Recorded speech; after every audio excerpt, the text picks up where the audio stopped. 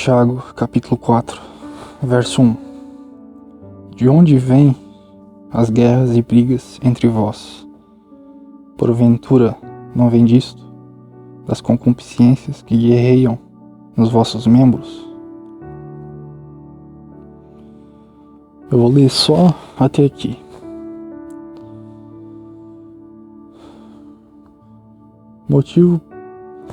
Entenda comigo, o motivo que a gente muitas vezes se encontra frustrado por alguns motivos que tem nesse mundo, que faz com que a gente simplesmente venhamos a odiar o que é errado e tentamos fazer diferença, mas essa diferença não causa impacto, porque nem está escrito: de onde vêm as guerras e brigas entre vós? Porventura não vêm disto, das concupiscências que guerreiam nos vossos membros? Então, a luta seria contra quem? Contra o quê? As pessoas, elas cobiçam tantas coisas. Elas querem fazer algo que dê a elas o conforto momentâneo. Elas veem o mundo errado, veem que as coisas não estão indo certo e elas tentam fazer diferença, argumentando e colocando seus pontos de vista diante das pessoas, debatendo com elas, tentando provar para elas o quanto o que elas fazem são mais certas do que as outras, para tentar convencer elas que o caminho que elas seguem está fazendo o mundo se perder. Mas o que mostra efeito não são as nossas palavras, mas é o poder que elas têm na nossa vida, através daquilo que a gente pode transformar as nossas palavras em exemplo, para que os outros vejam que Deus é o nosso Senhor. Jesus, ele disse que nós somos os ramos, ele é a videira verdadeira e o Pai é o agricultor.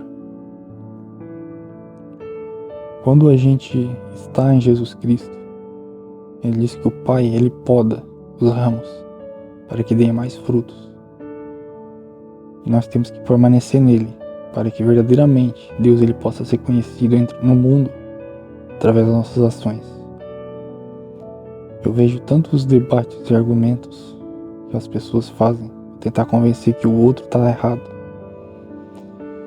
Isso, na maioria das vezes, faz outra pessoa se sentir ressentida, porque você pode estudar lógica, pode estudar dialética, argumentação, debate. Você sempre vai entender que o ser humano, ele sempre tenta contornar aquilo que o outro está dizendo para continuar acreditando, através do raciocínio que ele cria, para ele continuar acreditando na própria verdade dele, porque ele não quer abrir mão do orgulho dele. Que nem está escrito em Tiago capítulo 4, verso 1. De onde vêm as guerras e brigas entre vós? Porventura não vem disto, das concupiscências que guerreiam nos vossos membros? E adiante está escrito também: cobiçais e nada tendes, matais e desejais e não podeis obter. Combateis e guerreais e nada tendes, porque não pedis. Pedis e não recebeis, porque pedis mal, para consumirdes em vossos deleites. Adúlteros e adúlteras, não sabeis que a amizade do mundo é inimizade contra Deus? Qualquer que quiser ser amigo do mundo, tornar-se-á inimigo de Deus. Pensais vós que as Escrituras dizem vão: o Espírito que em nós habita tem ciúmes? Antes dá mais graça. Portanto ele diz: Deus resiste aos orgulhosos, mas dá graça aos humildes. Sujeitai-vos, pois, a Deus, resisti ao diabo, e ele fugirá de vós. Chegai-vos a Deus, e ele se chegará a vós. Limpai vossas mãos, vós pecadores, e purificai vossos corações, vós de duplo ânimo. Estai aflitos, e lamentai e chorai. Converta-se o vosso riso em pranto, e a vossa alegria em pesar. Humilhai-vos diante do Senhor, e ele vos exaltará. Podemos entender que nós devemos sujeitarmos a Deus e resistir ao diabo para que ele fuja. Você pode ver que tudo que influencia o ser humano ao mal nesse mundo é proveniente daquilo que o diabo ele propõe. O ser humano ele é influenciado por sentimentos, pensamentos negativos, que vem por meio da inveja, vem por meio de ciúmes, vem por meio de homicídio, adultério, bebedeira, tudo aquilo que está descrito em Gálatas 5, verso 19, 20 e 21. Como é que você vai saber o que alimenta o diabo? O que alimenta a Deus? Você deve entender a Bíblia. A Bíblia ela vai te mostrar se de fato o que você vive está se inclinando para o que Deus quer ou o que o diabo quer. As obras da carne se inclinam para o que o diabo quer. As obras do Espírito para o que Deus quer. Leia Gálatas 5, verso 19, 20 e 21. Leia o que Deus ama para você fazer o que Ele ama. Senão, que nem está descrito em Tiago capítulo 4, verso 1, de onde vêm as guerras e brigas entre vós? Porventura não vem disto, das concupiscências que guerreiam nos vossos membros? Os membros a que ele se refere aqui são aquilo que o nosso corpo físico carnal proporciona. Tudo isso se inclina para satisfazer o nosso eu, a nossa própria vontade.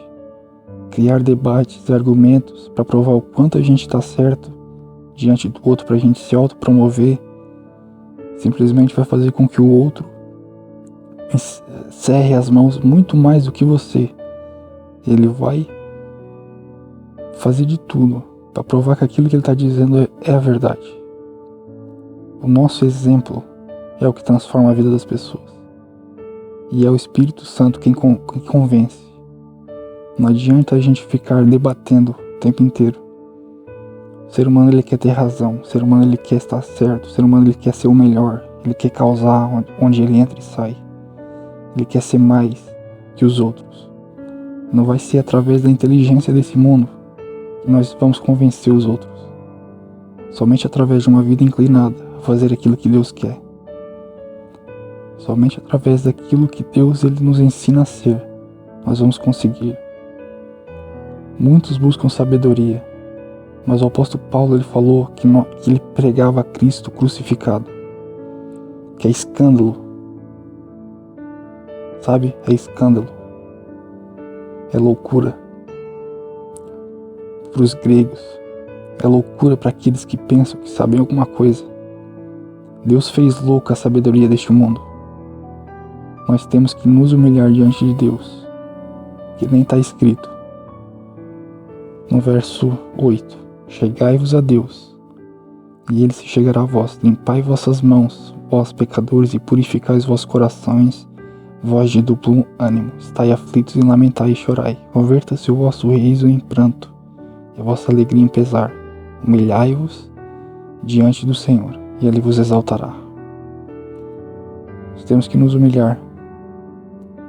Nós temos que entender que tudo que a gente tenta fazer sozinho não vai surtir efeito no mundo. Deus ele nos chamou para servir. Quando as pessoas elas entendem que nós não estamos dispostos a ser melhor que elas, nós seremos influenciadores nesse mundo. Com isso, nós podemos ver que Jesus Cristo ele lavou os pés dos seus discípulos. Então nós temos que servir. Mesmo ele sendo o Senhor, ele se colocou por baixo. É que nem uma analogia. Você vê nas montanhas os riachos. E você vê que essas águas elas descem para os rios e para os mares. E agora me diga, qual é que é maior? O mar ou os riachos das montanhas? Com certeza são os mares.